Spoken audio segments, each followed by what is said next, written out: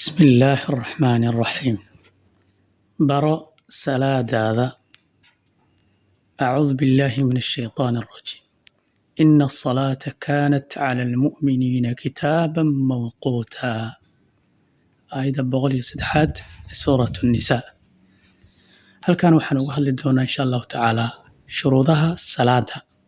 أنه قضب وقاضى ديك دونه هدو إلهي وإدمه qodobka koowaad oo shuruudda salaada ka mid ah waxaa weeye al-islaamu wa didduhu al-kufr waa islaamnimo waxaa kasoo horjeedana waa gaalnimo gaalka ma ansaxayso salaada qodobka labaad waxaa weeye oo min shuruudi salaad ka mid ah al-caqlu wa didduhu al-junuunu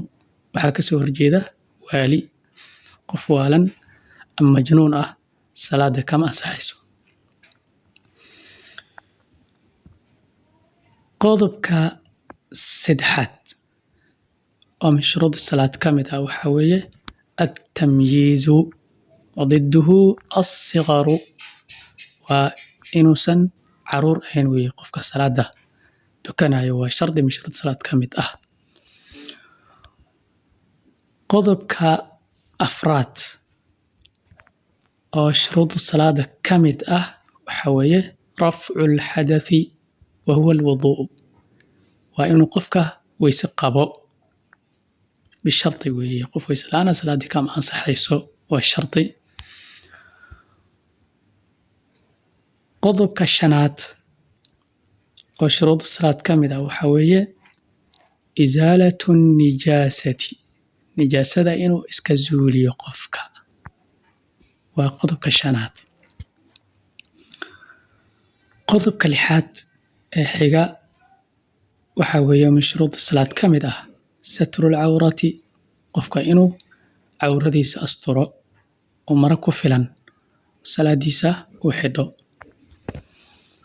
qodobka toddobaad oo min shuruud salaad ka mid ah waxaa weeye dukhuulul waqti waqtiga salaada inuu galo weeye waqtiga ka hor iyo kadib midna lama ogolo in salaada la galo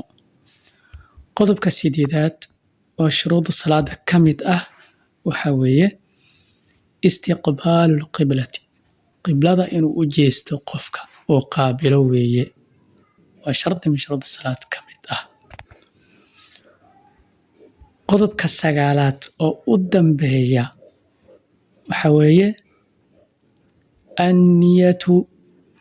qofka inuu niyeysto salaada uu dukanayo magaceeda inta ragcadood ay tahay inuu niyoodo weeye wabillahi tawfiiq halkaas inoogu dhammaatay shuruudii salaada ka faa'iideyso walaalkaana uga faa'iiday wabillahi tawfiiq assalaamu calaykum waraxmatullaahi wabarakaatuh